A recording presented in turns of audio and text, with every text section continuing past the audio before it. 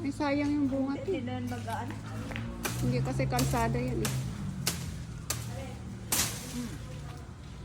Uy, wag mo dyan doon. Yan o, putulin mo pa yung ilang kangal. Para maano dito. Ayun sana oh. Walang bunga yung lemon. Ito. Hindi, kay ginalinis talaga yan. Gilinis talaga to. Yan na lang yung pinakapuno ang putulin mo. Alin? Yan. O yan. Isang ganyan. Yan. Buong ganyan. Sa? Oh. Yan, tama yun. Tatay, may sundang ka mo? Ay, hindi alam ang sundang.